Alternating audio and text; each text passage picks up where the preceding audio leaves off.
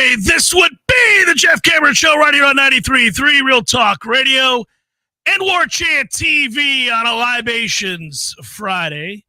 Somewhat loosey-goosey edition of the program heading into Memorial Day weekend, and appreciate you joining us as always. If you're out driving about town, Tallahassee, listening on 93.3 Real Talk Radio, appreciate you. Hope you get to where you want to go in a timely fashion. Deliver those goods, whatever it is. Appreciate it. And if you're watching on Warchant TV, appreciate you. Maybe you're in the Heisenlika Law Firm chat room. I don't know. Maybe you are. I'll more about them in a bit. Knowles lead 5-2.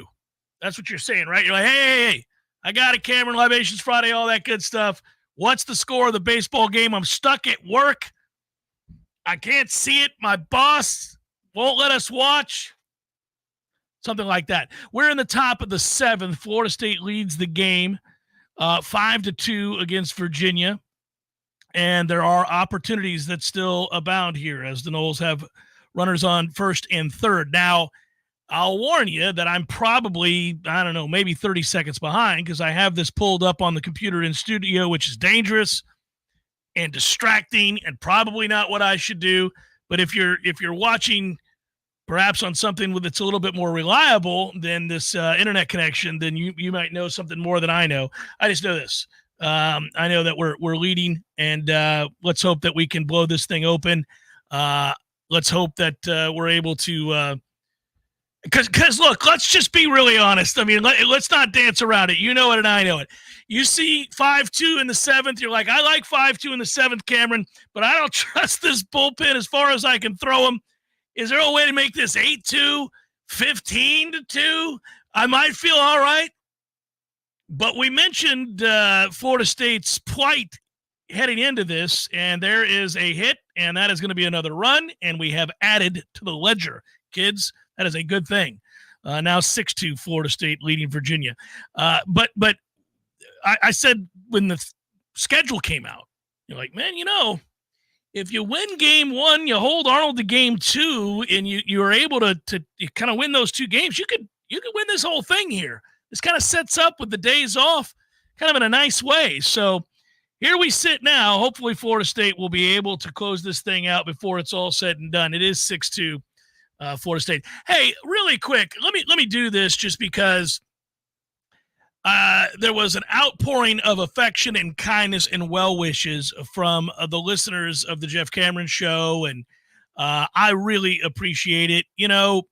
I've been on the air 26 years now, and it occurs to me that, a lot of life things have happened in those 26 years. I went from being a single man hosting a sports talk show host and going out every night and all that good stuff to being a married man, then being a father twice over, and along the way added to the family, and that includes family pets. And some of them have come and gone over the years, and it just happened again. Years ago, I would come on the air and talk about my dog Carl, who was a 100-pound goofball and sweet as can be, a Rottweiler mix, and he passed away. He had osteosarcoma. He didn't live very long, unfortunately, and I remember having to go on the air and talk about that. And then just a little over a year ago, my dog Steve, who did live a nice, long life, good boy that he was, he passed away. And now a third has done that, and that's my precious Maggie, who passed away a couple days ago. And, you guys know, how it is. If you own pets, I love dogs. I love animals in general, and most good people that I'm aware of do as well. And so it's not unique is my point. It doesn't make me a good person. It means that, it's not unique. You guys can relate. You understand. And so when this happened, turns out Maggie actually had a tumor, and but she lived a good, long life, and she was loved. She made it to 12 years old, and we were lucky to have her. She enriched me and my family's life immensely. She will be missed. And I just needed a day to deal with that. You can, early on you get a diagnosis and you think, okay, how much time do we have? What's it going to be? It's never enough time, is it? It's never enough time. And so when she started showing signs at the beginning of the week that things were not going well, we're not progressing well, I felt a little, my heart sunk. It felt a little heavy, and I could sense that what was happening kind of fast. And so a couple days ago, I noticed some more troubling signs, and we took her in, and the vet informed me of the tumor and the size of the tumor and what it was causing inside of her body. And I had sworn, and I've learned the lessons over the years, that I'm not gonna let my precious angels suffer like that. So we had to make a tough call, and we did. That's a long-winded way of me letting you know, a little insight into why I was off yesterday, and it was not lost on me the incredible kindness. After I posted about her and not being okay and needing a day, you guys and across the social media world and here also, really, really kind. Nothing but overwhelming support and wonderful anecdotes and stories about people and their dogs and understanding what that is. So thank you from the bottom of my heart. I appreciate it very much. And I take great solace in the fact that she left with her whole family surrounding her, me and my two boys and my wife. We were all there. The last image she ever saw was us giving her kisses and talking to her about the pain going away and going to sleep and not having to worry about anything anymore. And so that's about the best you can do, right? That's about the best you can do. It's going to suck no matter what. It's going to hurt no matter what. But I think being able to know that you did everything in your power and that you provided them a ton of love and you were grateful for their love, that's all we get. That's the reason we do it, and it's the best you can do. So I appreciate that. Appreciate that very much from you guys. All right, let me give you an update. I'm probably behind here, but last I saw, Florida State was doing quite well, and they continue to do quite well. It is 9-2, but there's an umpire review. Do I have this right? They're saying catch, no catch on this ball. That would have ended up being, looked like he had it up against the wall. I don't know if it came out upon transferring or what it was. Yeah, he has that pretty well there. I'm not supposed to do any of this that I'm doing right now. That ball comes out. I'll be curious to see what they say. It looks like that's a catch to me. Eric Llewellyn, my old cohort, is saying he caught it. I thought he did too.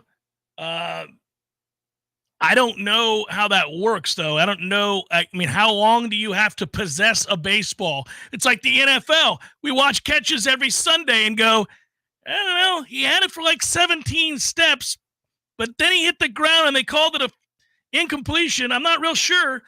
I used to joke that you had to get up and do a two-step and all those things. Hey, so get this. Nothing to do with nothing, and I'll update you on what they say there in Charlotte in a minute. A big call here, by the way, because this could be the difference between a 9-2 game and not. But I go so yesterday, most of the day, kind of moping around the house, as you can imagine, and golly, being honest with you, cleaning things up and keeping certain mementos and getting rid of certain others, and it's just what you do, right? What you're comfortable with, and trying to move forward. And so the day was heavy, and at the end of it, my wife says, let's go out to dinner. So I go out to dinner, and I won't say where, but as we walk up, Mike Norvell and his entire family are also out eating. And I got to tell you, that guy, and this is, without getting into too many details, we had a lovely exchange and a nice hello and all that good stuff, and I introduced him to my wife. I you know how you see somebody who's really happy? When you see somebody and they're not in maybe their job, and they're not in their head, they're not in that space where they work every day, and it's a high intensity, high stress, minute to minute sort of thing. So you're never really sure that you're seeing the real person. You're just seeing the guy who's hyper focused on the next thing. seeing him in that setting and seeing how relaxed he was and seeing how healthy he looked and how just overall the body language suggested that this is a guy who's content. This is a guy who's locked in, happy, and focused. And I won't read too much in it. I'm playing amateur psychologist based on body language in our brief exchange.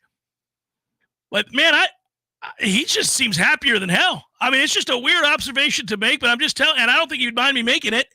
He just seems like a really, really happy guy. And it kind of occurred to me later on. It's kind of part of a theme that we've all noticed this offseason, right? Go back to the start of spring. I described him as being really, really intense, really, really focused, wore the all black every day at practice, rode guys constantly about every little thing. It was the most animated I had seen him, most intense that I had seen him day to day, hour to hour, play to play, that he was just really all about, I think getting to business, getting really to business and making sure everything was buttoned up. And then think about, and a lot of people noticed it. It wasn't just me. A lot of people were like, because we all compared notes, and I said, does he seem angry? Does he seem, militant? And a lot of people noticed it as well. And we all thought it had maybe something to do with the snub, unfinished business type stuff. But as it turns out, I think, honestly, and I'll finish my thought on this, I honestly think it's a guy that thinks they have a chance to be really good, and he wants to be buttoned up and expedite the process of getting to the getting, as I like to say. Like, he wanted to get past some of the basic stuff and make sure that ingrained in these players is a standard and a way of operating. And, of course, he wanted that playbook to be ingested and understood and to be vetted by all. And really, he wanted a lot of plays every day. He wanted to be sure that coming out of that spring, they had an opportunity to be crisp. And so when I talk about, just a sort of anecdote here of seeing him in this setting, which was much different, and he's much more jovial, and you think about the tour that he's been on speaking to boosters and how many times he's praised this team, how many times he's talked about how good he thinks they can be, how many times he's talked about how excited he is, about the group and what he saw in the spring and the depth. Man, I do think it adds up to an intriguing offseason and an intriguing fall, an intriguing start to camp in August or late July, because I think that guy feels like they're going to be, and we do too, but he might be more bullish about this team than anybody else I know. Anybody on the staff at Warchant or the other outlets that cover the team, anybody maybe on his own staff. I don't know. I haven't had a chance to talk to all those guys just yet. We'll have our fall luncheon later, but I think you got a guy who's, I don't want to say contented, because that sounds like you're resting on your laurels. I think it's a guy who thinks that they have the pieces that he wants in order to run what he wants to run. And I think he kind of views some of this in some capacity. And I don't want to put words in his mouth, but just hearing what he has said, seeing his demeanor, seeing his outlook, and listening to what he's had to say, I do feel like he's really, really bullish and excited to run this offense and a big believer in what they're about to be. All right, let me get you updated here. Some of you guys probably already have it. I'll double check here just for the purposes of this. Yeah, it's now 11-2 Florida State, by the way. This works out very nicely. 7 through 9, we've had a triple, a double, 7 RBIs in this game so far from the bottom of the order. Florida State has broken it open. They lead 11-2 over Virginia. 2 outs, top of the 7th. Pool D looking good for Florida State. Jeff Cameron Show 93.3 on a Libations Friday. Fire away if you're in the High School Legal Law Firm chat. I'll take questions today. Kind of relaxed, some football observations, some big news out of the world of the NCAA, which we knew was coming and we kind of predicted would happen. They made that announcement yesterday. Get into some of that as well. Jeff Cameron Show, 93.3, Real Talk Radio, Warchant TV. Ready for a breath of fresh air this tax season? Well, breathe easy with E&B Heating and Air. Don't miss out on federal tax incentives for new AC systems and heat pumps. Take advantage of up to $2,000 in tax credits, plus additional savings from city and manufacturer rebates. E&B Heating and Air Conditioning has been serving Tallahassee and surrounding areas since 1974. Call us today for your free estimate at 850-575-9119 or visit us online at ENBHeatAndAir.com. That's ENBHeatAndAir.com. Honey, can you go up in the attic and get a few things for me? Sure, honey. Well, this is going to be fun. Where's that light switch again? Whoa, can't stand there. I don't even want to know what that was. Why am I up here? There has got to be a better way. Honey, are you okay?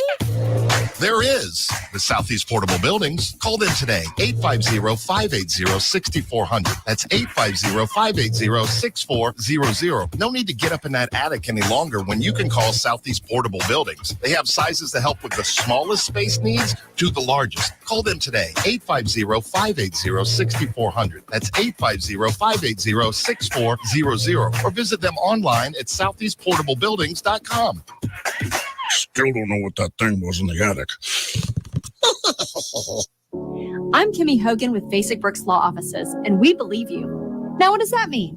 Over and over, we hear from the people that we represent that when they shared their story of how they were injured, either law enforcement, insurance companies, or business owners didn't believe their story. That's why you need an attorney who has your back, no matter what. An attorney who starts by believing you're telling the truth. We are Basic Brooks, and we believe you. Let's talk. 850-777-7777.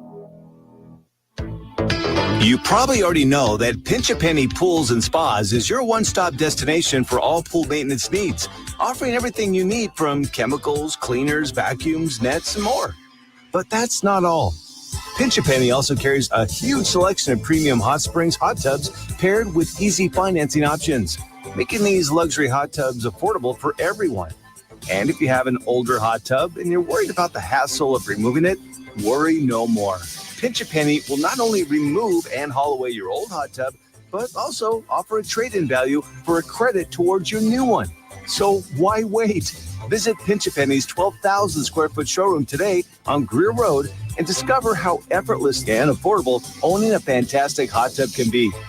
Find out more at TallahasseeHotSpring.com. That's TallahasseeHotSpring.com. Honey, I'm home. We're in here, honey. So why are all my friends here? Have a seat, Dave. We need to talk about your problem. Problem? I don't have a problem. Dave, you do have a problem. A problem with your grill. Here's some pamphlets from Hearth and Patio. They are waiting for your call to help you upgrade your grill. If you or someone you know needs a grilling intervention, call Hearth and Patio today at 850-727-4282. That's 850-727-4282 or hearthpatiotallahassee.com. Science-backed, technology-tracked, and coach-led. Hey, Jeff Cameron here. You've heard me rave about the benefits of Orange Theory Fitness and the proven track record of science-backed interval training. Well, now Orange Theory Fitness has done it again, adding more ways for you to improve your health and look your best. In addition to the always great standard workouts, OTF has added Tread 50 and Strength 50. For those in the mood to just lift for an afternoon or attack those cardio goals for the day. Take the guesswork out of exercise. Make sure you're getting the most out of each and every workout. Orange Theory Fitness, location Midtown Tallahassee and Village Square Boulevard. The Jeff Cameron Show is a production of the Warchant.com Multimedia Network. Check out Warchant.com today for the latest news inside Florida State athletics. That's Warchant.com. Now, back to Jeff on Real Talk 93.3. 11-2, Florida State leads big against Virginia. Opportunity to be 2-0 in pod play and sitting pretty as they have put a hurting on Virginia this afternoon in the later innings. Big seventh inning for the Noles there. I mentioned a moment ago that had some news regarding the NCAA. No real surprise there at all. But first, let me say this. Attention to those of you that are in the Heisen Legal Law Firm chat. Heisen Legal Law Firm, dedicated to representing injured clients. If you've been in an accident, call Heisen Legal Law Firm at 813-803-0733 for a free consultation. Remember, there's no cost to you unless they win. Your interests come first with Heisen Legal Law Firm, the name you can trust for justice. Call 813-803-0733 now or visit HeisenLegalLawFirm.com. Heisen Legal Law Firm, your advocate in times of need. Offices, Tampa. So questions, I'll get to the NCAA stuff in a second. I saw a bunch of questions in here. I want to get to some of these for you while we can. Jeff writes, Lee, is it me or does it appear we are gaining momentum on 2026 elite quarterback recruits? I think that's true across the board. Lee, I actually believe that Florida State is gaining some momentum recruiting the high school ranks across the board. And it stands to reason, you know, if there's, I don't know if criticism is the right word, but if there is an area of concern for the staff and the kind of hit and miss nature of what they've been in high school recruiting would be the one that I think some people circle. It hasn't been. Now, I know every time we don't get a recruit, somebody thinks it's an unmitigated disaster. It doesn't always have to be to the extreme. It can be, hey, that's disappointing. Got to find a way to close on some of these five-star kids, and I agree. And it can also be that, hey, you know what? Thank goodness we happen to have seemingly the best evaluators and transfer portal climate and culture in all of college football.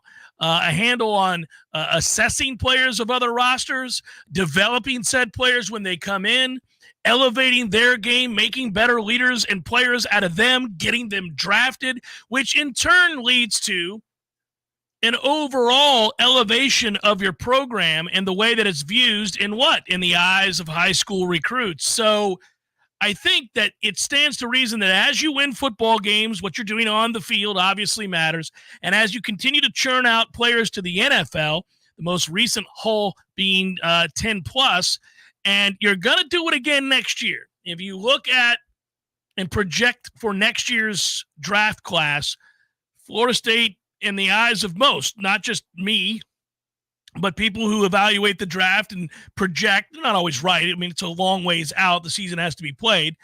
But you'll see anywhere between 8 to 12 to 13 people mentioned as likely draft choices for Florida State at the end of this upcoming season.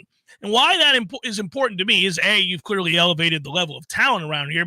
But the reason it's important to me is because if you put back-to-back in the bank, if all of a sudden, let's say, and this could work on a lot of levels, if all of a sudden you're back-to-back ACC champions, this time around they can't keep you out of the playoff. If that's the case, you make it to the playoff, and in addition, you end up having another huge haul go to the NFL.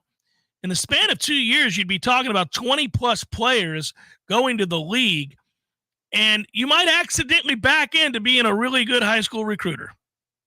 If all of a sudden that's the case and all of those things are on the resume, you might just have figured it out. And I could picture a scenario, and I've thought about this because we're, again, in the dawn of a new age with college football being very, very different in the way you acquire players and how you can or cannot win and what's sustainable and not sustainable has been debated since this seismic shift occurred. This would be the very definition of sustainability, wouldn't it? If you go from 10 to 13 wins and follow it up with 11 to 12 wins and another conference title and another huge batch of players going to the league. I mean, at that point, it would be inarguable that you're sustaining a very high level of success. Would you like to see them close the deal on more of these five-star kids and make sure that that takes the step forward we're all hoping to see? Sure. Do I suspect that you're going to be able to do that a little bit more readily because of the success on the field and back-to-back seasons? Yeah, I do. I do, because it opens the door to more of these guys even being interested. And I'll say this, Mike Norvell is their best recruiter, right? He is their, I mean, most head coaches have to be. Most head coaches, at the very least, they cannot be viewed as a negative at all. They have to be something that is additive. I think in Mike's case, if he gets you on campus, he's got a real shot. He's got a real shot for a couple of reasons. His passion, we all have seen that. He can point to very real successes, like players on both sides of the ball that have transferred in and been developed, or that were in the high school ranks and came here and were developed. So he's got enough of both. And then, of course, ultimately, it's the on-field success that wins everybody over. People want to go where they're going to win a lot of games and be seen by a lot of people on national television games. Now, it's not like it used to be in the 80s and 90s where you almost had to be a preeminent program to ensure that you could say to a high school recruit, yeah, you're going to be on 5 or 6 times this year on national television. Everybody's games, no matter where you play football, can be viewed by anybody, anywhere in the world. So that's not the same thing. But you do want to play in high-profile, meaningful games, and you do want to churn out NFL talent, and he's doing those things. And all of a sudden, that certainly greatly elevates your stock. So I think Mike and staff Atal will end up being good high school recruiters, whether they're actually good high school recruiters or not. Do you get it? Like that may not be their forte. That may not be the thing that they're great at. They may end up becoming really, really, really good at it by default because they do all of the other things to help a program succeed and win and accomplish those aforementioned goals. And now, if I'm a high school kid and there's a savvy recruiter for another program, well, that's all well and good. Guy's got a great spiel. I'm very interested. They're on my list. Florida State's were maybe a little less so. They just went 13-0. The guys, I play wide receiver. I play quarterback. I play running back. I play defensive end. I play cornerback. He's turned them all into pros, and they're winning. I don't know. Maybe I don't have to have all of the things. I just need to know that that's possible, and I'll be all right. And listen, now everybody can pay their players. That's the other part of today's news. This is what we've seen. We've been waiting on it. The NCAA, just last week, or just the last show we did, the Big 12 ACC leaders had approved the House first NCAA settlement proposal. Last time I was on the air with you, I talked about the $880 million in total revenue generated by the Big Ten. I gave you the number of the SEC. We went into the whole discussion of what's what in the world of college football and what we thought was coming. And then yesterday evening, you're sitting around just like I was, and you see that the power conferences went ahead and approved the settlement with the NCAA. And it means that universities will be able to now pay their players legally. And to the tune, I believe it was, of $20 million. Let's double check on that one. Yeah. Power conferences agree to pay athletes. It's a multi-billion-dollar agreement, more than $2.7 billion revenue sharing plan, up to $20 million a year to spend on their athletes. Part of that deal is that NCAA athletes can no longer sue under this umbrella moving forward. And as many would point out, it's official. The charade is no more. We knew players were eventually going to be paid. We knew the sham of amateurism had, or at least that veil that, it had been lifted long ago. We understood it. It was just a matter of being a grown-up in the room and saying, okay, well, this is what it generates. There's enough to go around. Let's figure this out, how best to do this. Really, at the end of the day, it's not like the NCAA figured it out. The NCAA was on the precipice of losing billions and billions and billions and billions and billions and billions, and they knew it, and they were painted in a corner and was like, okay, look, we're going to have to come to an agreement here. And we got to do something to shut this down that gives us some control over how this works. And now from there, I think we'll all be very interested to find out what happens in terms of the big two, if you will, that we continue to talk about, but really just throughout college football. Jeff Cameron Show, 93.3 Real Talk Radio, Warchant TV.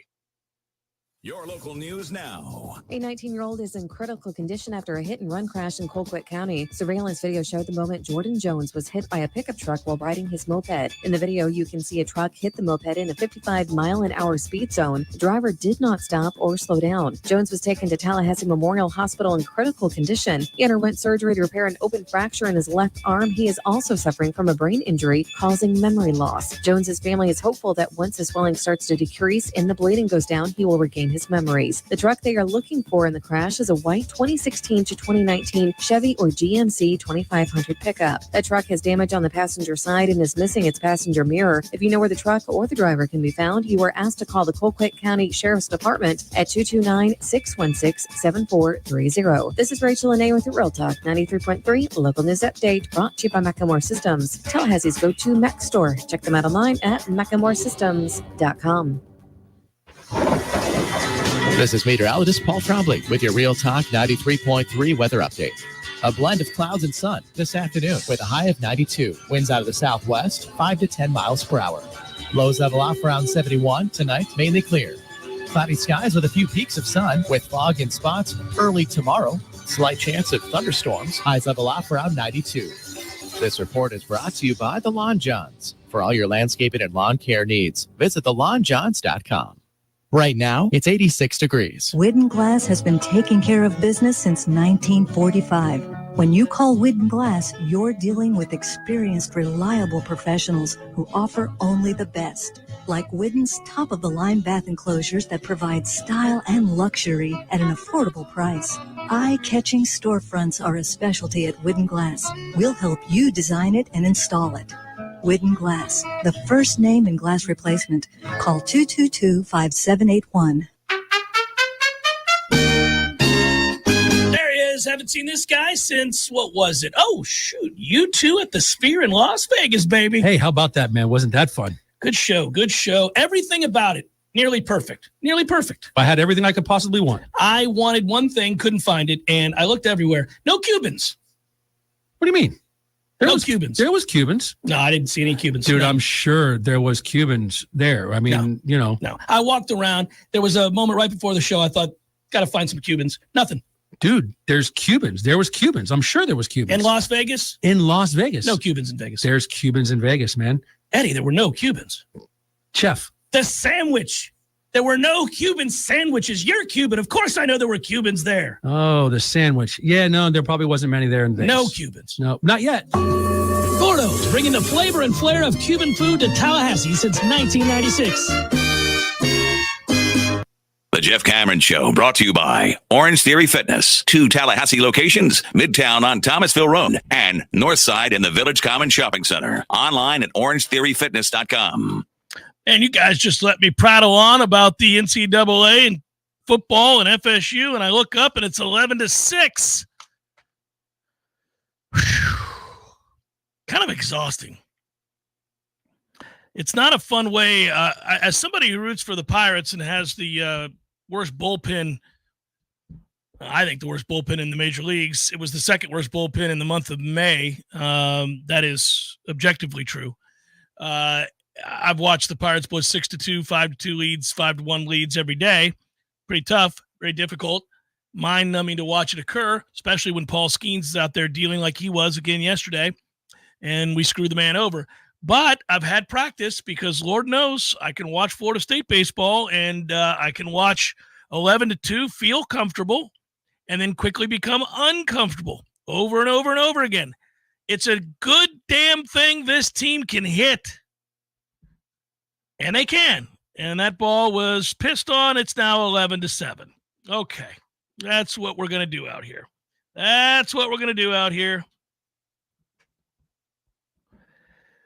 Jeff, is this bullpen bad or is it injuries? David, it's a combination of both. When you they lost a player before the season began they were going to rely on an awful lot, and who they thought was electric. And that was right before the season started. And then from there, they also had obviously 2 starters in the rotation get hurt. And so you had to elevate players that had been part of your bullpen into the rotation. And moving those players out of the bullpen and into the rotation saved your rotation, but weakened your bullpen considerably. And what they've had to do since then is throw a lot of guys who they would never want to throw right now. Now, when I say that, you say, well, why did we recruit guys that you would never want to throw? It's not unlike football. There are certain positions and certain times where, you just don't want a freshman to have to come in and be relied upon, or a very young player in terms of experience, perhaps. You don't want to have to throw a lot of guys that have not been asked to do this, especially guys fresh out of high school or early in their college careers. And many of these guys, you got to also remember, we're at the time of the year where in many cases, these guys have thrown more pitches than they've ever been asked to do in high school. There have been very intense sets of circumstances where they've had to come in, and they've had middling success. They've been good in some cases where we lauded their efforts and what they were able to accomplish, and then still others where they have failed miserably, and then that creates a crisis of confidence at times, I think, with certain guys. But typically the case when you have a situation like this, especially where injuries are the catalyst for why certain people are being asked to pitch in situations you did not want to have to ask them to pitch in, there's sort of a domino effect to all of that. And if you can't slot people where you'd like them to be, this is why when you watch a Major League Baseball team coming out of spring training, generally speaking, a manager, a pitching coach will have a real good idea of, okay, this is my closer. This is my setup man in the eighth. This is my lefty specialist that I feel very good about. And in an inning where we're facing a lot of lefties, or we've got an inning or two here where 4 of the next 5 hitters are going to be lefties. This is my long reliever. This is, and everybody kind of has a role, and they just understand this is what I do. Now you have to, in a 162 game season, be a bit more malleable. There may be moments where a game went 15 innings the day before, and you've got a day game following a night game that went long, and you taxed your bullpen, and you're going to ask somebody to step in to do something that is not part of that role. And they have to be pros, but these are college kids. These are kids that are not accustomed to some of this. And I don't like to make excuses. I mean, if somebody has a bad outing, I'll tell you they had a bad outing. Or if they left the ball middle, to 5 different guys in an inning and it got tattooed, you got to be better. You got to do better. But it's an understanding in that situation that you're asking some guys that were never going to be counted on. Remember how quickly they were able to flip this. You're going to have a bunch of I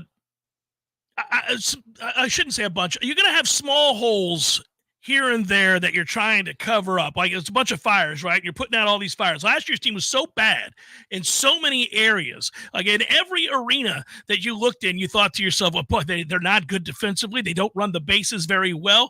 The players that are asked to play certain positions are out of position. You have guys that are playing, say, right field that aren't right fielders, or first base that aren't first basemen, or shortstops that aren't shortstops. And you found yourself just trying to plug and douse these fires with and just put it all out at the same time. You really couldn't pitch. You were a mess. And so what you were able to do is really a minor miracle. You were able to go out and fill a lot of those holes and turn a team that was bad into a team that is good.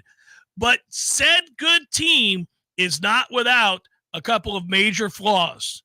And in particular, said good team that suffers injuries like this one did, and people are asked to do things that they weren't going to be asked to do prior to said injuries, then you have some pretty big holes in that bullpen.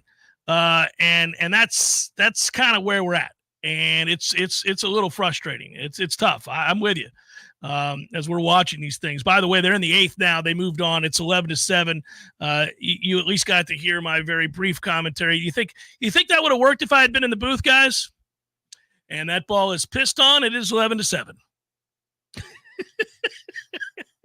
I have a feeling if I ever do get the call, it may be brief because of something along those lines. The frustration coming out as soon as I see it.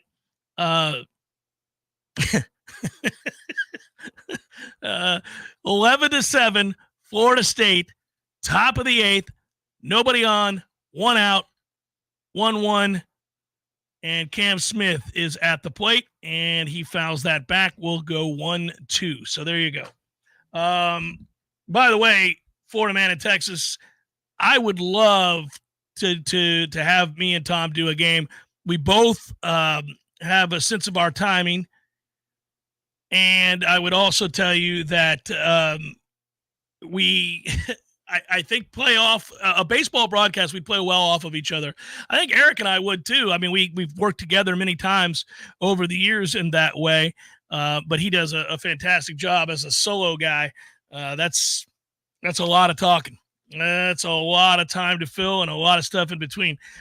Yes, Lee Bowen never would have said pissed on live spectator. That is correct. I'm not sure that if I were in an official capacity on the air doing the actual play-by-play, I probably would not have said that either.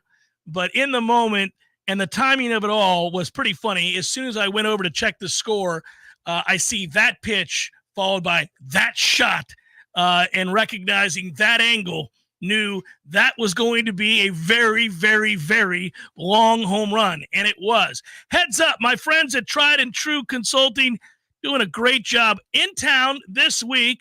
And by the way, there's another shot that's deep, and it is gone. Noles go deep. Home run makes it 12-7 Florida State. James Tibbs with his 25th home run of the season turns on a fastball up, and the reigning ACC Player of the Year has gone yard for the 25th time to give the Noles a 12-7 lead with 2 outs in the 8th. Tried and True, in town this week, doing business. A bunch of outstanding offers, $1,000 off a point-of-sale system, no gateway charges for a year, or a free video menu or ad board when you become a Tried and True client. The offer is being extended today through July the 31st. Get in on the savings, as they would tell you. And do not forget, 10% of the net revenue will go to the Battle's End. Call Don or Joe, 844-463-6653, or 844-I'm4Noel for all the details, and to tell them also that you want the Jeff Cameron special. There you go. You want the Jeff Cameron special. Here we go. James Tibbs. Good on you, buddy. What a year that kid's had, and you love it. And now Ferrer singles to right, jammed there, but was able to muscle it out into right. And the Noles, with 2 outs, will have a runner at first base. 12-7, Florida State, your leader. As I glance back over, probably get in trouble. That was Dingus. Sorry, I just looked up at the screen the last second. By the way, the Tibbs story is a good one, and you know, I like to root for kids that stick through it, right? And think about that guy. We've talked about it. I know it's been written about as well. The staff's done a really good job. I know Corey and Aswan had him on recently. He's a thoughtful kid. I'm just thinking back to like the way his career has gone and how tumultuous it was, and then sticking through all of that and becoming a better player. Man, very, very, very impressive. And now you see what he's been able to accomplish, hitting 25 home runs this season. Very impressive. All right, again, now it's Jaime Ferrer. 1 for 4 on the day. Noles up 12-7, 2 outs, 0-2 pitch forthcoming. Runner at first base. Dingus leads. Wind the pitch. That is fouled off to the right side. And before I get kicked off the air, I'll be moving on from that, and I'll answer this question since you guys asked me. Oh, man. I was asked, Jeff, no one on our football schedule worries me. Which teams worry you? It's a fun question. By the way, that's a great avatar. Well, implied in that is this, is that in a vacuum, is there any team that just a singular game played at a neutral site that I feel like Florida State would be a definitive underdog to? And the answer to that question is no. But that's not how the season plays out, and that's not how schedules work. And you do have to play games on the road, and sometimes those games follow a certain pattern of other games, and you recognize that, man, this little stretch could cause us a problem. So I think when you phrase it or put it in those terms, I do have some concerns. I think the road game against Miami is going to be a difficult game. And it's not to suggest that by saying I have some concerns about that game that I don't think they'll win it or I don't think they can win it.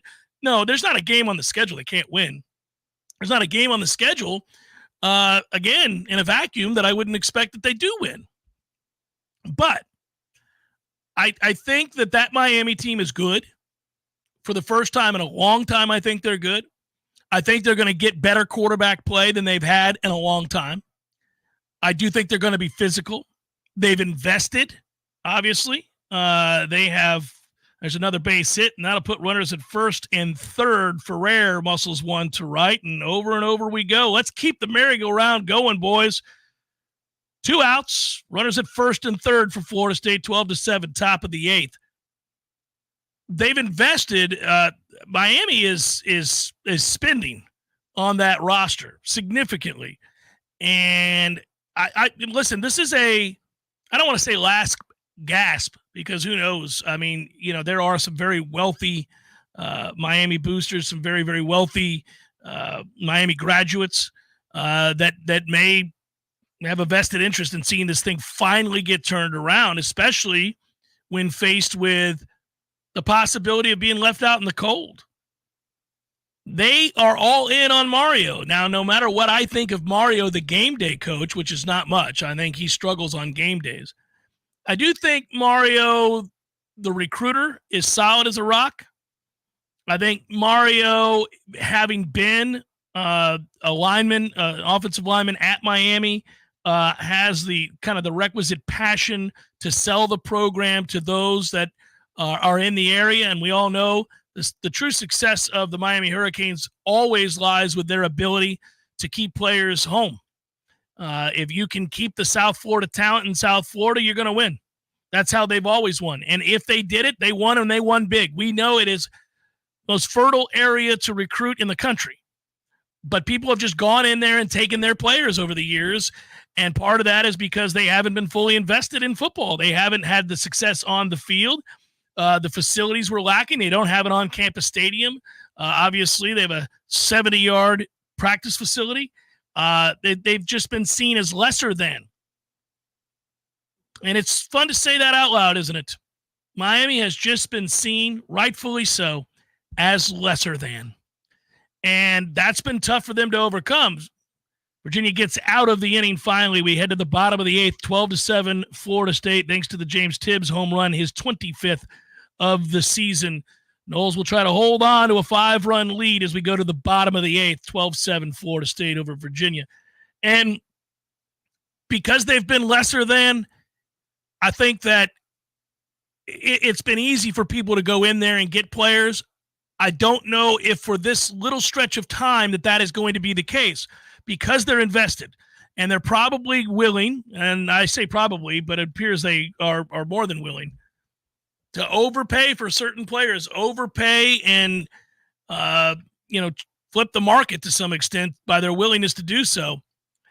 So they're invested. And I think that this is the opportunity that they have. That's a game that worries me. Ironically, I'm not as worried. I think a lot of our fan base, and you guys can tell me this or not, I think a lot of our fan base are very worried about Notre Dame, the road Notre Dame game. I don't know why, but I'm less worried.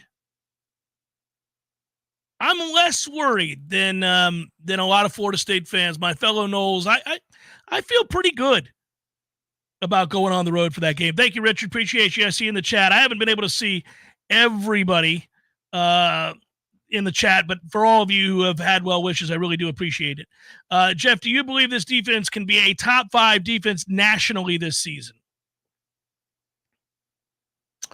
I'll tell you, this all starts for me. I feel like this all begins oddly right there in that interior. I feel like Farmer's going to have a huge year, and I feel like because you have the requisite size and motivation, these are money years for a lot of guys on that defensive line. If they can wreak havoc, your back end is really good. And now Marvin Jones Jr. has to replace Verse in essence. Patrick Payton's going to have a good year. He's gotten better every year he's been here. So, yeah, I think there's a real good chance that Florida State could be dominant up front. And if they're dominant up front and you can stop the run, you're going to be seeing high leverage situations for a secondary that has a lot of length, a lot of depth, a lot of speed, a lot of size, a lot of talent, a lot of quickness. And one of the things that we've been waiting on, and they got good corner play last year. Renardo Green was very, very good. Ventrell was okay. I think he's going to be better this year. He looks very good compared to what he did when he first got here. Now, all of a sudden, you give me second and third and long, and you create turnovers. And in a lot of important categories, you might see Florida State step it up, scoring defense, et cetera. You might see them really get to that level, that's certainly top 10. I think they could be a top 10 defense this year. Question marks at linebacker. Question mark is not at end. Question mark is not in the secondary. Love our corners. Feel pretty good about safety. There's a lot of depth there, too, and a lot of guys that I think have an opportunity to take that step forward. Some of you asked about what I talked about in the offseason, gaining weight. I'll get into that for a few guys in the next hour. Real quick update before we take the break, before we go into hour number 2. Florida State, as I said before, leads this game because of that home run, 12-7. We are in the bottom of the 8th, and the 1-2 pitch is strike 3. So 1 out in the bottom of the 8th. Jeff Cameron Show, 93.3, Real Talk Radio, Warchant TV.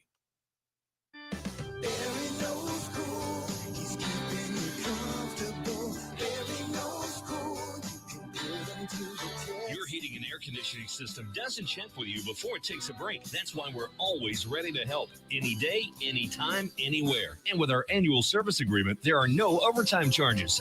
Ever. At Verno Heating and Air, we will always be there for you. Verno Heating and Air Conditioning. License CAC 1816-186. Oh my God, what happened to you? You're walking so crooked.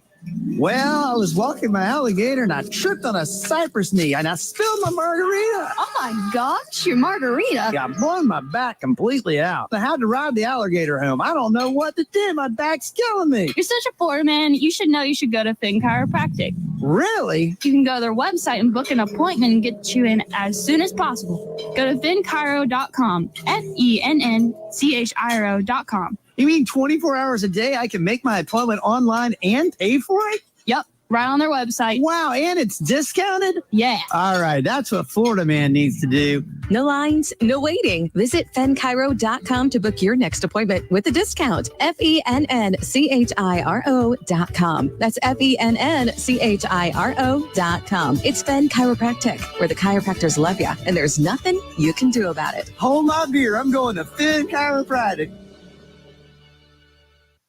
Matt, we've been on the front lines of the Republican Revolution for the last 25 years, waking the woke and strengthening conservatives. But we got some news. We are moving from noon on Fridays to 4 p.m. on Fridays, drive time. It is great to talk to you each week, Brett. It's the highlight of my week, and I'm looking forward to this new time. Where we are saving the conservative movement from the woke, and we are making America Florida. America in View on Real Talk 93.3. The most important hour of your week other than church on Sunday. It's National Care Stand Month at Brian Barnard's Flooring America. Care Stand rugs and carpet are made to last for generations. At Flooring America, discover Care Stand's newest carpet styles and colors, including their new hardwood and waterproof flooring. Feel the natural durability of New Zealand wool and the stain resistance of cashmere nylon. Hi, it's Chris Barnard. We are proud to be the area's largest Care Stand dealer for over 45 years. Come see us during National Care Stand Month and see why Brian Barnard's Flooring America is where friends send friends. There's fun to be had every night at the Corner Pocket. Take-home prizes on Trivia Tuesdays and Beer Bingo Thursdays. And kickstart your weekend with Martini Fridays. Plus, happy hour runs every weekday and game day specials every time the Noles take the field. Watch all the best games at the Corner Pocket's Vegas Wall, featuring 560 inches of flat screen TV heaven. Oh, really? The best food, the best drinks, and the best place to watch all the games. Tallahassee loves the Corner Pocket. Coming up next, more of the Jeff Cameron Show. Live and local on Real Talk 93.3. WVFT, Greta, Tallahassee. The latest betting odds and live movements from Vegas. This is your action update. Now here are your latest lines from our guys in the desert. NASCAR Cup Series this week, the traditional Memorial Day holiday weekend race, the Coca-Cola 600 at the Charlotte Motor Speedway. Kyle Larson is the plus 450 favorite. Denny Hamlin 6-1. Tyler Riddick 8-1. Ryan Blaney 9-1. William Byron is 10-1. Indy 500 coming up on Sunday. Scott McLaughlin the 4-1 favorite. Joseph Newgarden plus 550. Will Power plus 650. Kyle Larson attempts to do the double, racing both the Indy 500, the Coca-Cola 600 in the same day. Larson 7-1 to win at the Brickyard. Scotty Scheffler plus 260 to win this week's Charles Schwab Challenge. Get your free VSiN subscription right now at VSIN.com. For more sports betting news and information, go to VSIN.com. Mike Sennett, Real Talk 93.3. We all know that Memorial Day weekend is the official, unofficial start of summer, which means time to stock up on sunny day essentials. So, of course, I went to Kohl's to check out their savings. Get this, I saved $10 because I spent over $25. I earned $5 Kohl's cash for every $25 I spent, and I found great prices on swimsuits, the perfect patio finds, and fun toys for the backyard. Sweet, sweet summertime. And Kohl's. Select styles. Offers on May 27th. Some exclusions apply. Toys, coupons do not apply. See store or Kohl's.com for details. I feel like I'm constantly cleaning hair off my bathroom floor. At least my Swiffer Sweeper makes it easy. Sweeper heavy-duty dry cloths have ultra-thick pads to trap and lock hairs, like a hair magnet. And when I'm finished cleaning up my hair, Sweeper takes care of his too. Now the hair's gone. All thanks to Swiffer. Try Swiffer Sweeper heavy-duty dry cloths. I promise you'll love them or your money back. And also try Swiffer Sweeper Wet to make quick work of tough, sticky messes. Hey, let me tell you about my friends at Tried and True Consulting, a Seminole-owned business that specializes in payments and business solutions. Tried and True's core expertise includes card, ACH, point of sale, mobile, e-commerce, and hosted payment solutions. Tried and True will help you reduce costs and increase your bottom line. That always sounds nice. Whether you're a retailer, restaurant, licensed professional, or service industry, Tried and True is saving you money. Tried and True's expertise extends to payroll, video menu ad boards, IT services, web design, and social media. It's time to make one call and tell the competition to take it on down the road. Call Don or Joe today at 844-464-6653. That's 844-464-6653. When you do business with Tried and True, they contribute 10% of the net revenue to the battle's end. So go Tried and True today. Call 844-464-6653. Hey, no fans, our partner ISF Inc. is a national management and IT consulting firm located right here in Tallahassee, Florida, solving the future for state governments through strategy, process, and technology. As a trusted advisor for state governments, ISF knows the importance of defining a clear and detailed strategy. Our friends at ISF can help your organization create a strategy that sets you on a path to success. ISF, your vision plus our expertise brings your brilliant ideas to life. Visit ISF.com to learn more. ISF, solving the future. Science-backed, technology-tracked, and coach-led. Hey, Jeff Cameron here. You've heard me rave about the benefits of Orange Theory Fitness and the proven track record of science-backed interval training. Well, now Orange Theory Fitness has done it again, adding more ways for you to improve your health and look your best. In addition to the always great standard workouts, OTF has added Tread 50 and Strength 50. For those in the mood to just lift for an afternoon or attack those cardio goals for the day. Take the guesswork out of exercise. Make sure you're getting the most out of each and every workout. Orange Theory Fitness, location Midtown Tallahassee and Village Square Boulevard.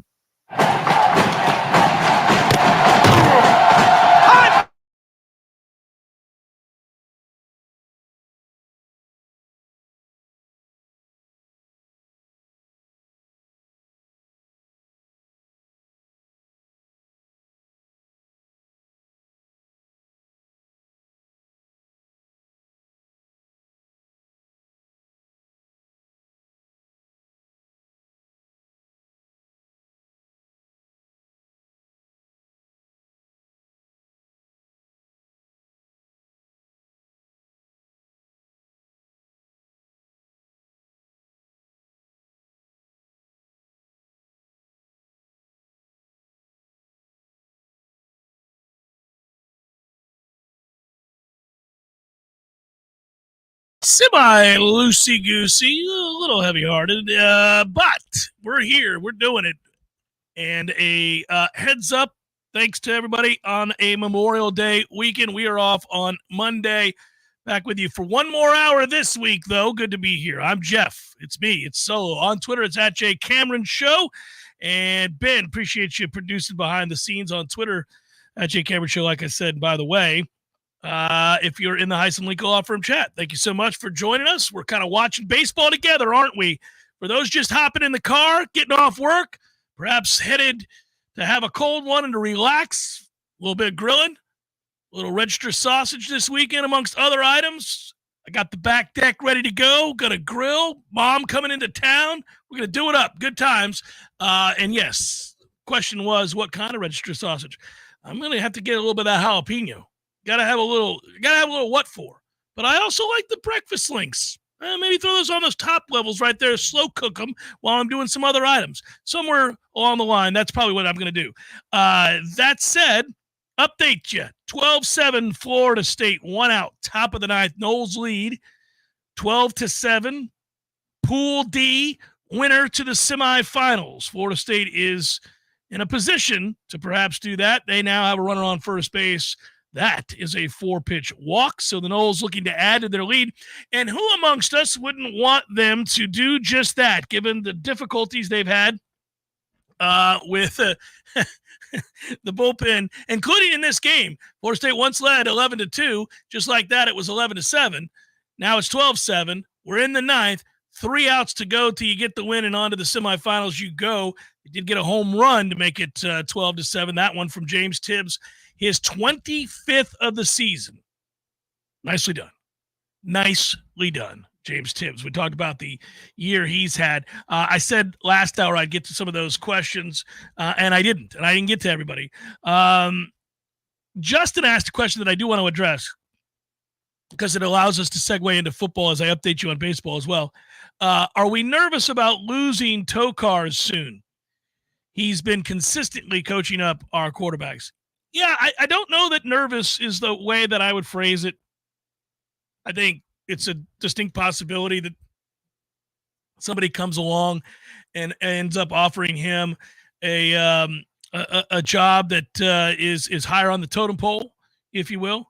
Because, look, there's no question he's done a very, very good job. And I like talking to Tokars. I've had the good fortune of interviewing him for the show multiple times. I've also had the good fortune of talking to him off the air and just kind of pick his brain. I never played quarterback. I don't know what it is to be a quarterback. Obviously, we know the importance of a quarterback, but I never sat back there and had to read a defense in that way or to know certain tendencies. And, a quarterback has to know everything about everything at all times. And so you have got to have this symbiotic relationship, this belief that this guy has got you. And so I think at the end of the day, one of the things I've been most impressed by is the fact that every quarterback that's come through here that has stayed, that has been part of this program, that has been able to learn from Tokars has had nothing but great things to say about him. And ultimately, combined with, obviously, the production on the field, and think about how far Jordan Travis came from his time when he first started here by the time he left here and getting drafted in the 5th round by the Jets. Now, I know Dilly gets some credit for that too, and Mike Norvell gets some credit for that as well. But that's true anywhere. Obviously, a coaching staff has to do their job. But a quarterback coach like Tokars has a big, big, big part in it because you watch Mike and he lets his coaches coach. He lets his coaches, do what they were hired to do. I think when we evaluate Norvell, a lot of times we evaluate and we say things like, well, he's doing a good job here. He's doing a good job of this, and this. And we don't bring up the fact that he's been a really good job. He's done a really good job over the course of his career of identifying up and coming coaches, bringing them onto his staff and giving them opportunities. And he's talked about this before. He has said that he was the benefactor of that same approach, that early in his career, he was trusted with a lot of responsibility every step of the way as he moved up the ladder. So eventually going from being a receivers coach to getting that opportunity to call plays, and then having that thrust upon him, the responsibility of that. And I think any coach worth his salt wants to do the same for others. They know how hard this profession is, how many hours a day it takes out of you, how much sacrifice it takes. Now, if you make it at the highest levels, you're going to be wealthy, no doubt. But to get to there, opportunities have to be granted. You have to prove yourself time and time again. And if you're given that chance, somebody will see it, and they may snatch you up. And I'm sure, listen, if DJU goes out this year, and this is how good can he be is the question. Florida State's going to have a good defense, maybe have a great defense. Florida State should be able to better run the football this year than last. I think that because of the size and athleticism they brought in at guard. All right? So if that happens, if they're able to run the ball, now this sets up nice because you went out and you got speed at wide receiver. Some of it is unproven in terms of guys having to be the guy, right? The number one. But you went out and got guys that could really stretch it. I have sounded like a broken record. I bring this up a lot. If you're running the ball, you're forcing a defense to make tough decisions. At some point, they're walking the safety up. We all know how the game's played. And you've got some one-on-one opportunities with guys that can really burn, that can really go. And if you're able to hit some home runs there, obviously changes the game, changes what you're capable of, changes the dynamic of your offense. DJ's got a cannon. He seemingly effortlessly flicks it 60, 70 yards. So it plays into that. If teams are able to continue to shut down the run, or maybe shut down is not the right word, have some success against it, and you are inconsistent, you are struggling to win first down in the run game, let's say, then some of DJU's strength is negated. And now you're going to have this guy having to make certain intermediate throws that at times he has struggled with accuracy with. We go back through, that's really the knock on him in his career, is he's had some accuracy issues. If he's not hitting the big play and the accuracy issues are in play, then your offense is going to struggle. I can live with 56, 57% completion percentage if he's hitting a bunch of home runs because, look, that's what happens when you take chances down the field. It's not a very high percentage play. I'll live with it. But we'll see. We'll see. That ball is hit deep. It is caught up against the wall. The Noles were going for a 2-run homer there. That ball caught up against the wall. And so we head to the bottom of the ninth. It is 12-7 Florida State. 8-9-1 due up for the Cavaliers. Should be noted that they have 4 hits on the afternoon. The bottom of that lineup, 8-9, and over to the top to the leadoff hitter who has 2 hits. So we'll see if Florida State can get it done as they have a 12-7 lead heading into the bottom of the ninth. Man, that would have been nice. The cushion, that ball leaves the yard, and you're talking 14-7. And even though we've seen them blow bigger leads than this, I would have felt pretty comfortable. As it stands now, it's 12-7. There you have it. Tokar's final word on that. I think Tony will get a bigger job. Tony's paid handsomely. He's received raises since he's been here. He's given a ton of responsibility. It's going to take a hell of a job. I would think it would take an OC job, something along those lines, where he would leave the program. Tony's had opportunities to leave the program and did not. That is when you have a head coach that pays well, or a university that does, a program that does, and you have a guy let you do your job. Now, I'm sure he may be tough behind closed doors. All head coaches, good ones, are intense and oftentimes driving, and so you're going to have to answer for things, and you're going to have to be able to, just like players have to take tough coaching, coaches have to take tough coaching. You're going to have to hear it from guys all the time. I remember asking Jimbo Fisher one time about Nick Saban and what it was like to work for Nick Saban when he was at LSU, and of course, Jimbo had a lot of success there, and he said, well, he was fine. He was all right. And I said, well, I kept kind of picking his brain about that. He goes, look, he lets you coach. Now, he's never satisfied. And he told me an anecdote about how at one point they had scored 28 points in the first half on a road game in the SEC. And I can't remember the opponent, but it was formidable. It was a good team. And they had dropped 28 on them. And right before the half, Jimbo called a play that Saban didn't like. Fast forward, the game ends. LSU wins by like 38. And the first thing Saban says to him when they get back into the office is, how in the hell did you call that play on 2nd and 7 with 1.5 minutes to play in the second quarter? That was ridiculous. Jimbo just had to laugh. And, that's how coaches are. So I'm sure there's a lot of that, but coaches just want to be able to coach, and they want opportunities, and they want to be able to say to people who potentially want to hire them, yes, I did this. It was me. Because that's the other thing that happens in the coaching world is that people are constantly asking, okay, yeah, you're the OC, but we know who calls the plays. Yeah, you're the offensive coordinator, but Mike Norvell is calling the plays and putting together the game plan. So what do you really get to do, right? I'm not saying Tokars is not the OC, obviously. Jeff, regarding the NCAA settlement, will payments to players essentially be of equal value to the scholarships that schools are already providing?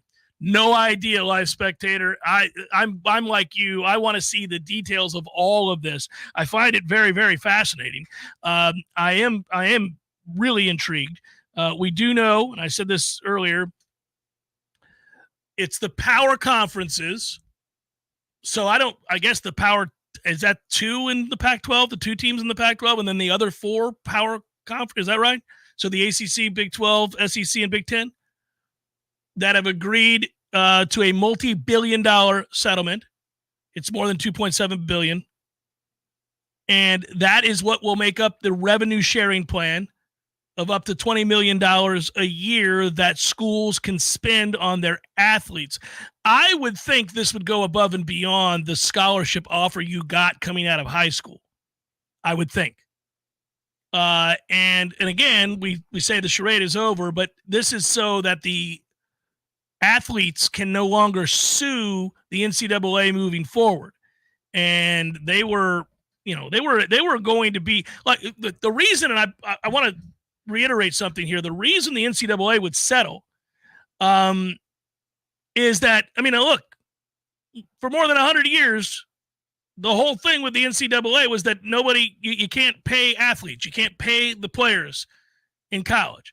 So this is a monumental moment. We're seeing a huge sea change in the world of college football. You already knew that, but just to remind everybody, this is a massive, massive shift that for the first time, at least above board, universities are able to pay their players. Now, the reason they did it is if they were to lose, the NCAA that is, in trial, they would be, from what I've read, on the hook for more than $20 billion in damages. Suffice to say, the NCAA has not had very much luck lately when going to court. And each time they do, they lose. And so the thought of that loomed. I'm sure that was rather ominous. I'm sure at some point those lawyers were like, look, guys, I think it's been shown that the courts do not side with you on this. Sorry. The gig is up. The bubbles burst. Our fiefdom is over. You're going to have to pay these players. And if we take this to court and lose, you're going to owe more than $20 billion. If we can settle, we'll settle for $2.7 billion. And that's a lot. That's a lot. And there were a lot of discussions from power conference presidents and administrators as to what to do. Like, what's an amount we can all agree on? What is it that we would have to pay out immediately?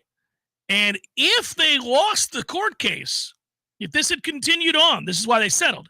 If this had continued on, they would have had to, as ordered by the court, pay immediately. And from what I've read, and there's been a lot on this, Yahoo, Ross Dellinger's done a great job with this story. He usually does. There are others that I would cite that I've read that have done a good job. Stories in the New York Times, stories in The Athletic. There have been stories across the board that have done a very, very good job. they would have had to pay immediately. That would have led the NCAA to file for bankruptcy. What you have now with this agreement is the ability to kind of maybe set up shop and set up parameters for how you want this to look. And since you have an agreement, it's a revenue sharing agreement, you have an opportunity to perhaps, I think, maybe set up some structure, because a lot of people have continued to refer to this as the Wild Wild West. I believe we have 2 outs in the bottom of the ninth. Is that right? Is this game over? Did I miss it? Did the game end? I hope not. I hope I didn't miss it. But Florida State up 12-7.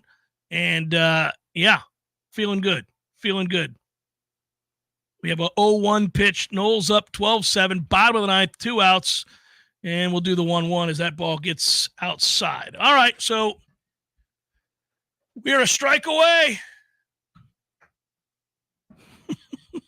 It's tough to do radio. I want to go to commercial break, but we're a strike away.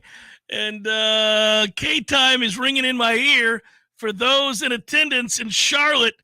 And that ball is ripped to the right side for a base hit, because of course it is. 2-2 pitch, hit to the right side. That's a single. Virginia has a runner on first with 2 outs in the ninth of a 12-7 game. So far for Ox, that is 32 pitches. Do I have that right? Florida State looking to finish off Virginia and remain undefeated in the ACC tournament. It brings up Bobby Whalen, the center fielder, who, by the way, is good. He's 2 for 3 today, hitting .406 on the year. Has a single, has an RBI double to boot, and we'll get an opportunity as Florida State now, I think, going to stick with, let's see. Yeah, great radio, guys. We'll see. I'll take a quick break. We'll come back. Hopefully by then I'll be able to tell you that Florida State has won the baseball game. 12-7. We're in the bottom of the ninth. Runner at first base. 2 outs. Virginia needs 5 to tie, 6 to win. All right, I'll stay with. Here, I'll give you one more pitch. That's in the dirt. Now we have to go to break. I'm Greg Tisch, here to share one of my favorite TCC stories. In the summer of 1966, Eugene Lamb wanted to stay in shape before leaving to play college basketball in Louisiana. So he jogged to Tallahassee from his home in Midway and helped lay the bricks for the first building on what's now the TCC campus on Appleyard Drive. Today, he is a longtime member of the TCC District Board of Trustees. It's no exaggeration when we say Trustee Lamb helped build TCC into what it is today. TCC thanks our community for 58 years of support. We look forward to moving into the future together.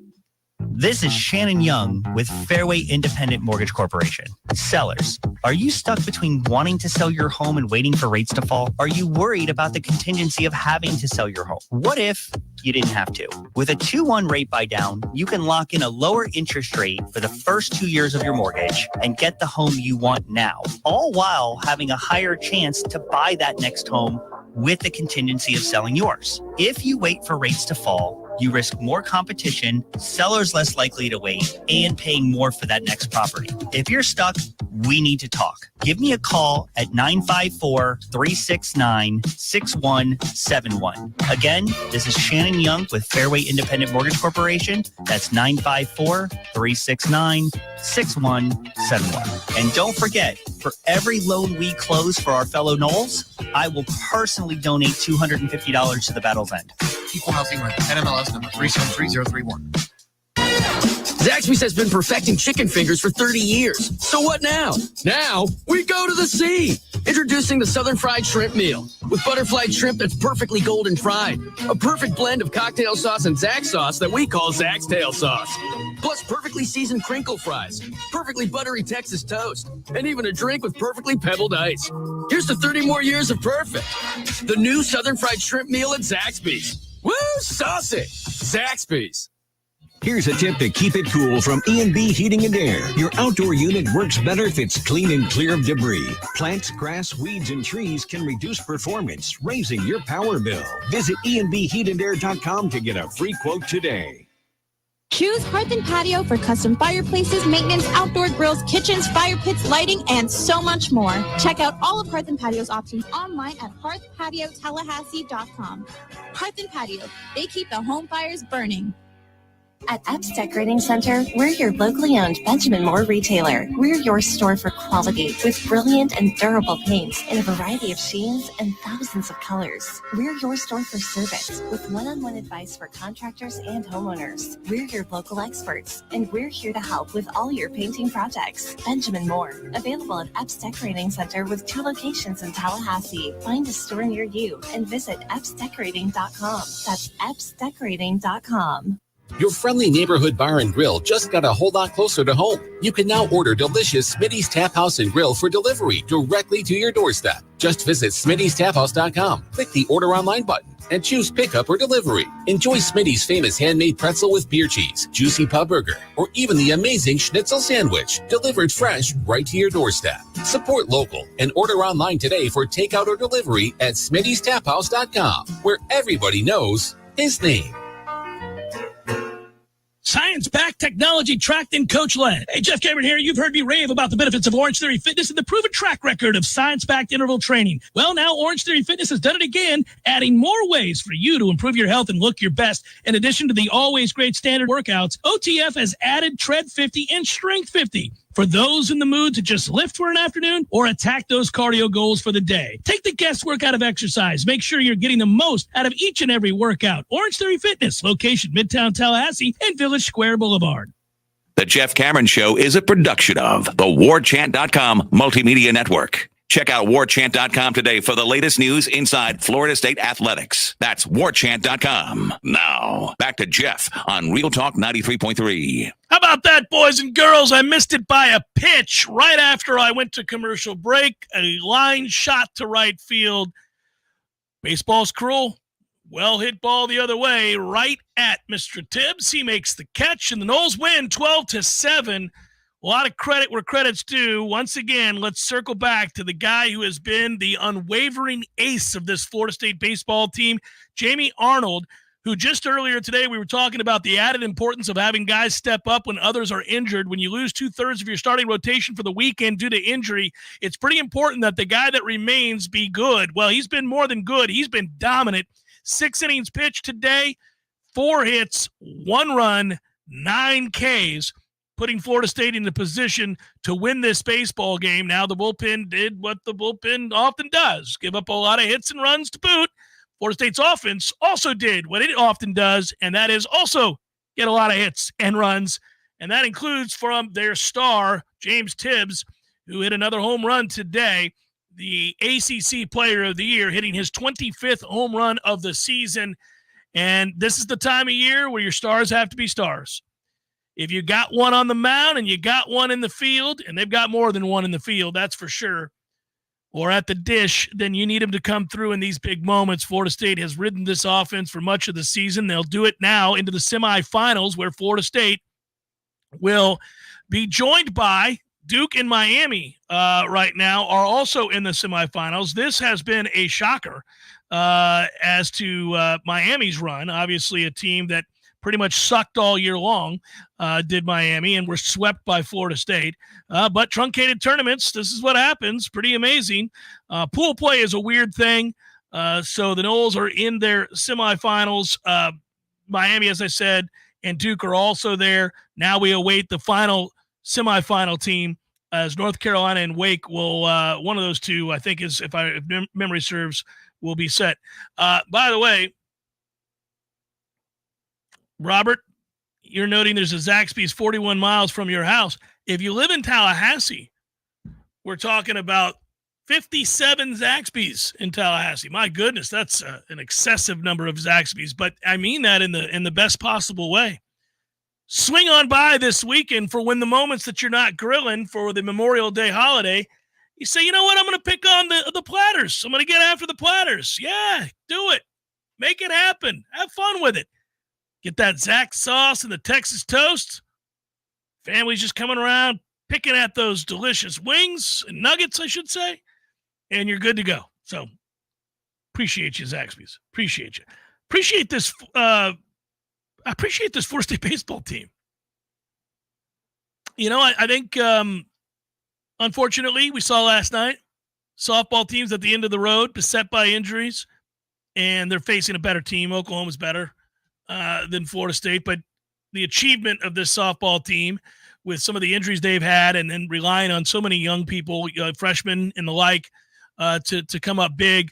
Lonnie is got to be incredibly proud of this group, and I don't suspect they'll come back against Oklahoma and win that super regional. Knock on wood, maybe I'm wrong, but I doubt it. I kind of thought that what happened last night would happen. Florida State gets run ruled, and they just don't have the pitching, and again they suffered more injuries. So that's just sort of the situation you find yourself in with them. But meanwhile, hey, congratulations, great season, if in fact that does end against Oklahoma. And then B, I would say that, how about this, guys? This team now probably locks up a top 8 national seed with the win today. I thought, as we came down the stretch at the end of the year, the conversation centered around, they're limping across the finish line here. What do they need to do? It was nice to get that 40th win. That always seems like the marker, right? Okay, did you get to 40 wins? You got to be a team of significance if you can get to 40 wins. You can't accidentally win 40 games and be bad, You could be an average team and win 30-something games, but you're going to be a pretty much a plus team if you're winning 40 games. And they got there, and they've had success, obviously, against quality competition. The strength of schedule is very good.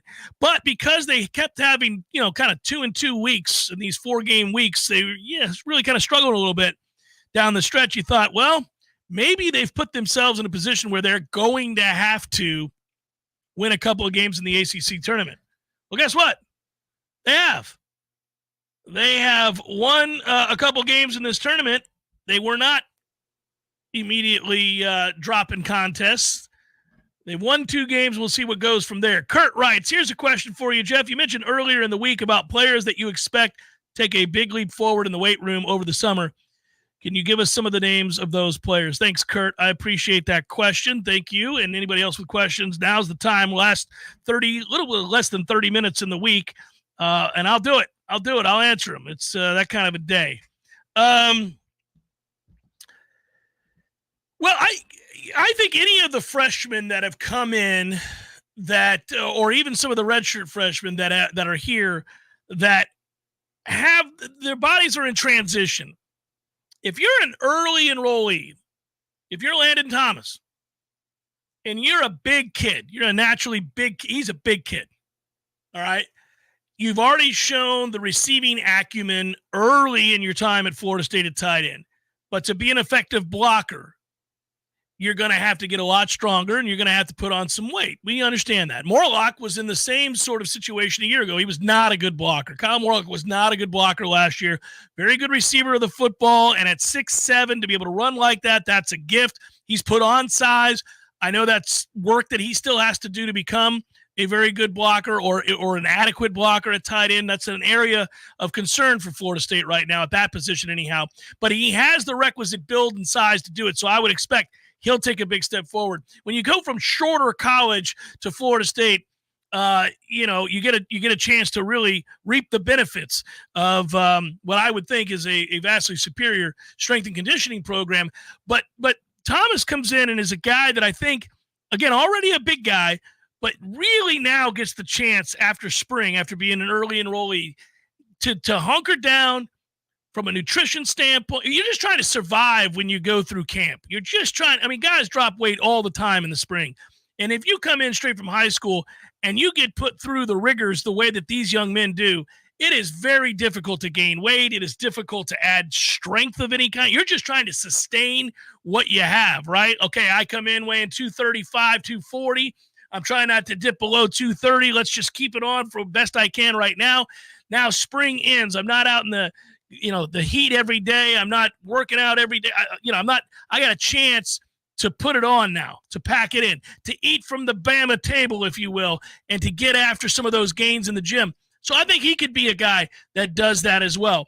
I think that, probably at wide receiver, You got some slightly built individuals who need to put on some size. It may not be as recognizable, but like a Jaylen Brown is fast as all get out, also skinny. Has to get thicker. Is young. He's early in his career. He's got an opportunity to do that. I feel that way about Benson at wide receiver too. He's not young. He's got a chance though to continue to get bigger. He certainly needs to. We've got some slightly built guys out there. And then don't forget, Hakeem transformed his body in one off season. So you watched a guy. I've used this example many times, partly for my own benefit, just as a reminder. But when he got to Tallahassee, he was close to being tight end size, struggled through spring, and then got here in the fall. And you saw that when he started to work out and started to really get after it, he kind of, his body shifted. By the time he was getting into games last year as a freshman, you saw that he was in shape. And then when we saw him arrive at camp, I mean, he looked like an NFL wide receiver. I feel like he's just getting started. He was all kinds of good weight. And I would think that he can probably add another 5 pounds of muscle, and he still has that speed. It could be special. I think he's a guy, we'll see where that is. That they have,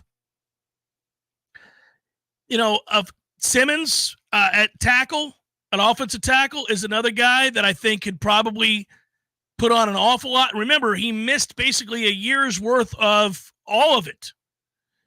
Just was not medically cleared to do the things he needed to do.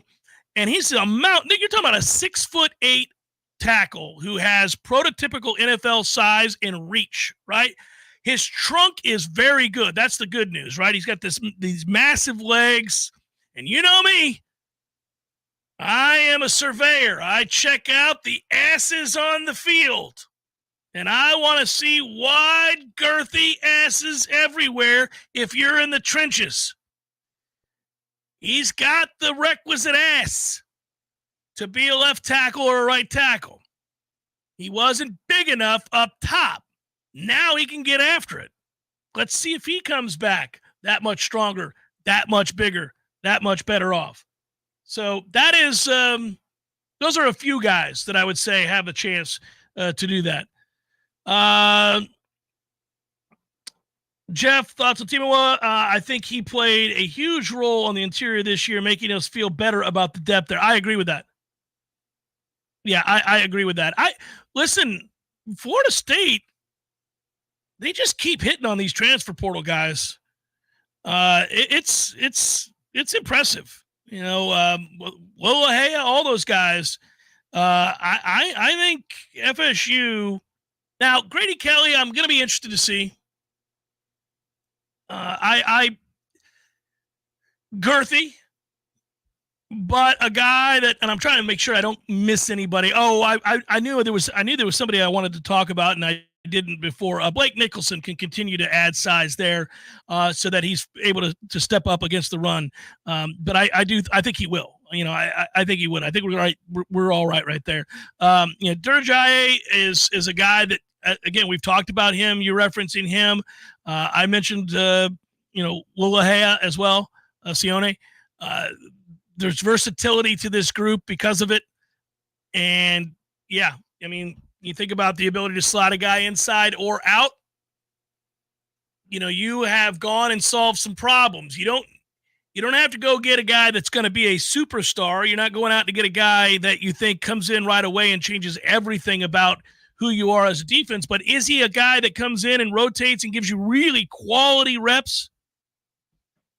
And I've been saying this. I've been banging this drum for over a year. And last year he didn't get the opportunity to play. And when he finally did, it was in a game that was a glorified exhibition game. None of the players that you had drafted in the NFL played in the game. And yet people love to try to throw 63-3 as if that mattered, as if any of the Florida State players that made up the bulk of the 13-0 season even participated in that game. But that said, Darrell Jackson did, and he's a guy that I think is going to be great this year. And Darrell is a monster. At 6'5", 335, and he looked better than he's ever looked this spring in terms of good body weight.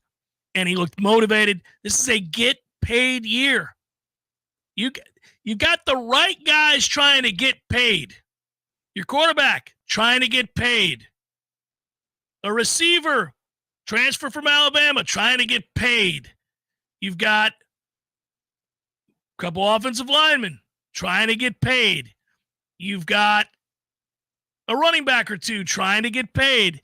But Darrell Jackson, Josh Farmer, Patrick Payton, trying to get paid. And yes, we live in a world where they are getting paid.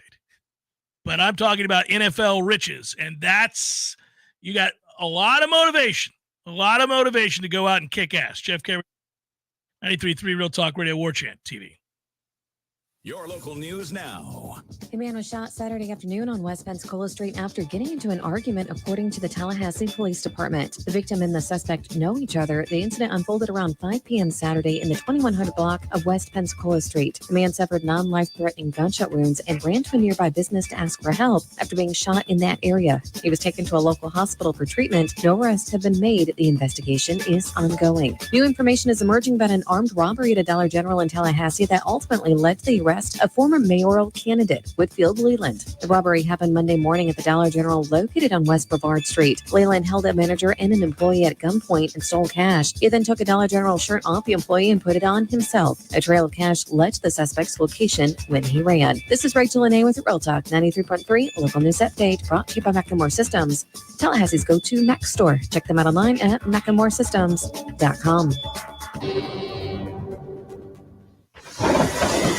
This is meteorologist Paul Trombley with your Real Talk 93.3 weather update. A blend of clouds and sun this afternoon with a high of 92. Winds out of the southwest, 5 to 10 miles per hour. Lows level off around 71. Tonight, mainly clear. Cloudy skies with a few peaks of sun with fog in spots early tomorrow. Slight chance of thunderstorms. Highs level off around 92. This report is brought to you by The Lawn Johns. For all your landscaping and lawn care needs, visit thelawnjohns.com. Right now, it's 89 degrees. Social Kitchen is now open on Cary Forest Parkway near Ology Northside, Tallahassee's only premier market where you can receive the famed Snake River Farm steaks and premier meats. Social Kitchen also has chef-prepared meals and sides ready to serve in just under 20 minutes. Perfect for those very busy springtime weeks, weekends, you name it. Hosting some people at the house. Hey, Social Kitchen also has build-your-own charcuterie boards and catering. Stop in and visit Social Kitchen today or visit us online at socialkitchentlh.com. socialkitchentlh.com. There is no Bigfoot, Eddie. Would you stop with that nonsense? There's a Bigfoot, Jeff. I wish there were. By the way, I don't want you to point to me as the guy that takes all the fun out of the room. I wish there was the Loch Ness Monster. I wish there was the Bigfoot. I wish there was the Chupacabra. All the things. They're all mythical except for the Bigfoot. The Sasquatch. The Bigfoot? The Bigfoot. There's big feet. There's lots of them. So, like, different breeds, like different kinds there's of... There's like, families. There's different families. And, so there's if they're in the snow, you call them a Sasquatch. Or the Yeti, right? Yep, and then Yeti. Here in Florida, that's a skunk ape. And, but never heard that one. By the way, why do you think it's real? We would have found them by now. They're the hide-and-seek champions of the world, Jeff.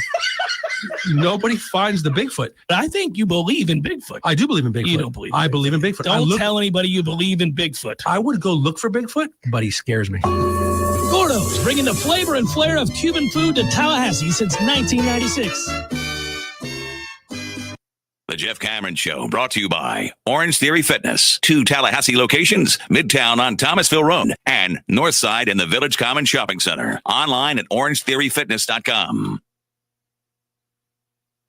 Helps if you turn the mic on. In the chat, I saw something that intrigued me, and I enjoyed this because I do want to talk about this, and I think it's fascinating. I think it was you, Robert. I better double check this about Georgia Tech picking up some talent this offseason. They have, and this is the time of year where when I begin to peruse various periodicals, if I can speak, I'm tired today, guys. I didn't sleep at all. I try to start perusing, should I say literature, of the teams we're going to face. But just start looking at what did they do? I know what they were last year, which players graduated, which players, in these days, you have to do it, right? Which players transferred. And I mentioned about Georgia Tech that I thought they were having a good offseason, and then they recognized that defense was not good, was not good. So when that portal window closed, I was like, okay, well, they went out and they already had gotten some people. They had gone out and gotten the defensive tackle from Penn State, Jordan Vandenberg, and they brought in a defensive end from USC, Romello Height, and now they've grabbed another defensive lineman, this one from the University of Miami. Defensive tackle transfer Thomas Gore has committed to Georgia Tech, and he played at Georgia State before transferring to Miami. Now he comes back to Atlanta. Now that was a position last year, Georgia Tech, when I'm looking at these numbers in front of me, that they had to address. They had to turn around. That was you can make the argument that was one of the worst defensive lines. Well, one of the worst run defensive lines in the country. If you begin to see that defensive line as a whole and the run defense gets shored up, I got to be honest with you. I think at that point, Georgia Tech becomes a pretty difficult game to start with. A pretty difficult game to start with because this is interesting. Tech going out, doing whatever they could to bring in defensive linemen to stop a sieve of a defensive line against the run. Florida State struggling to consistently run the football last year. You had the explosiveness and the power and the breakaway speed of a Trey Benson, but you had way too many runs to failure. So you would watch and you'd see, okay, they ran the ball a total of 37 times in this game, and 30 of these went for 3 yards or less. The other 7 might have totaled 170 yards. But, like that, you could not sustain the running game. That's what looks to be different this year from last. So what an intriguing matchup right off the bat in Ireland. I sound like I'm working for Aer Lingus. I'm not. But I'll be there, and I'll be covering that game, and I'll be very interested. For as much as I am, and clearly Mike is, we began the show sort of talking about this, for as much as I am very high on this team, and that I think they have a chance to be a more balanced offensive team, which may lead to being a better offense overall than last year's team. For as much as I am very high on all of that, if Georgia Tech's defensive line is appreciably better, and because you have to commit to the run, meaning if this is a mindset, this is something you're trying to instill in your team, this is something that you're going to try to prove to be a bully, a physical team that runs downhill and hits you with the home run in play action when you come up to stop the run. When you're getting gashed and you're getting tired and you walk that safety up, that's your ass. We're going downtown. All right, that's what you want to be, right? So there's no doubt in game number 1 that you're going to come out and try to establish that. And you're talking about Mike Norvell saying this is our identity this year. This is what we are. This best suits our personnel. So we're going to go for this. Now this is me assuming that, guys, based on what I've witnessed so far in camp and based on the personnel moves that he's made and what I think this offensive line will be. I could be wrong. We've still got a lot of football to play in the fall. In terms of practices, we'll see who wins what jobs. All of those things are true. But cursory glance seems to suggest this is what it's going to be. Now, Georgia Tech, the antithesis. Last year, our offense, we were really able to move the football. We scored a lot of points, had several moments where we felt very good about what we were doing offensively. We just couldn't get the ball back enough because we couldn't get stops on defense. And in particular, we really had a hard time stopping the run, and not being able to stop the run shortens games, and that wouldn't let get our offense out there. We've got to prove to people this year, right off the bat, this is not the same team. You're not going to line up and just run the ball on us. So here we go. A clash of styles in Dublin. Florida State wanting to run the ball. and Georgia Tech trying to prove you can't run the ball on us like you did or like teams did a year ago. Not going to happen. So this will be fun. This will be fun. I hear you, Cameron, but our stable of backs are top tier, and we have a full stable of them. I love our running back room. I think that they have an opportunity with the versatility to do a lot of great things. Got to tell you, it's funny. Somebody just noted, yeah, Rick, I expect a frustrating game in Dublin. I kind of do too. I have. I've been thinking this for a while now. I feel like there's so many unfamiliarities and moving pieces and going all the way across the pond and playing in that stadium. It's a different sort of deal, different environment. I think that offense is behind defense early in the season, and given the style of offense that you want to run and given what Georgia Tech wants to do defensively and some of the changes they've made in personnel, all of a sudden there's sort of this, you could see it, right? You could see where patience is a virtue, where you're going to have to commit to this thing, see it through. Next thing you know, you're kind of early in the third quarter. You're like, not exactly whooping ass out here.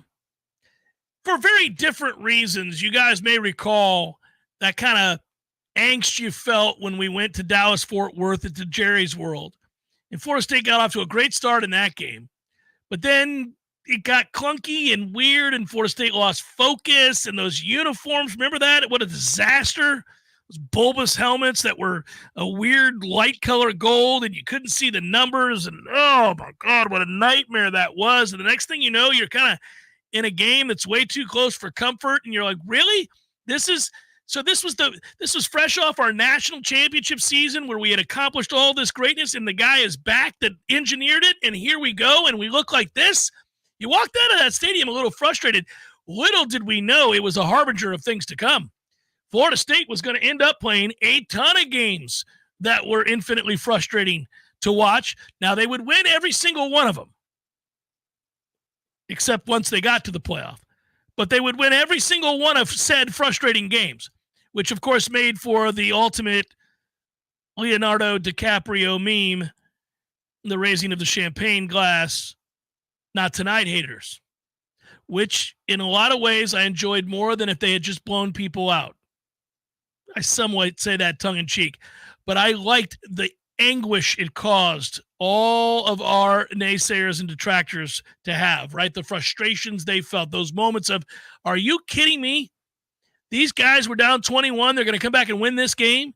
These guys have played like ass for 2.5 quarters. They're going to come back and win this game. These guys are down 2 scores in the fourth. They're going to come back and win this game. Over and over and over again, the answer was yes. Yes, we are. And it was glorious. I don't want to deal with that this year. But in a weird way, you might have to deal with the level of discomfort that comes with being a team that wants to run the ball. That doesn't typically lead to quick scores. And so you're going to be kind of just, oh, all right. All right. Now, again, I'm not telling you that I'm worried we're going to lose the game.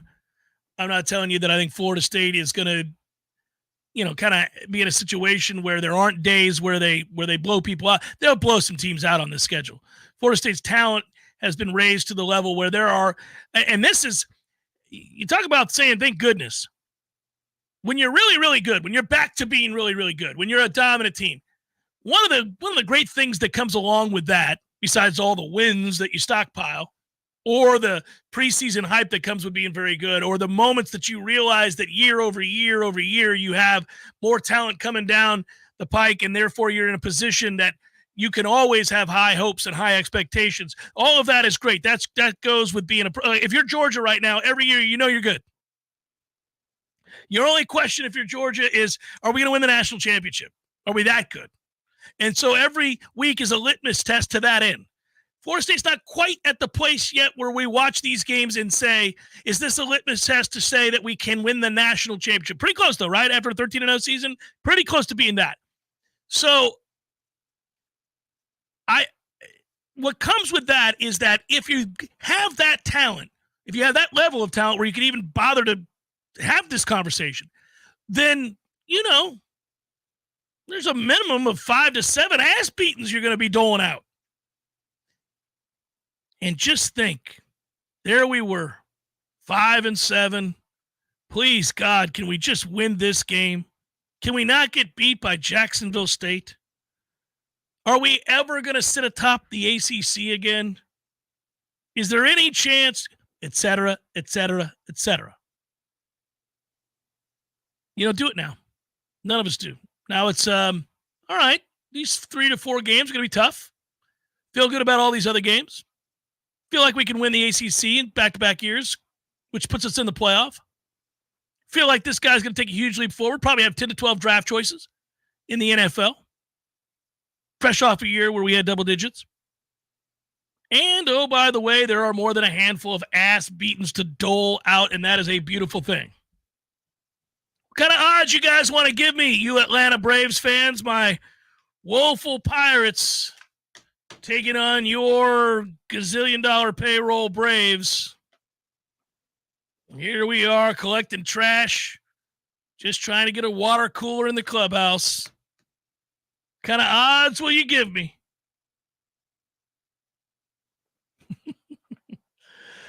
I hope you guys have a great Memorial Day weekend. And a salute to all of you who warrant that. We appreciate it. And I do want to say one more time before I sign off, which is in the next 20 seconds, thanks for all the well wishes. Means a lot. I actually told my family that so many people reached out when they heard the news of my dog passing away. And you know what? That's gratitude from my family to all of you who did wish us well. I hope you have a wonderful weekend, and we will be back with you on Tuesday with Seminole Headlines. Be well, and until next time, peace. And this time I say peace and go Pirates. Be good, everybody. Talk to you soon. Thanks.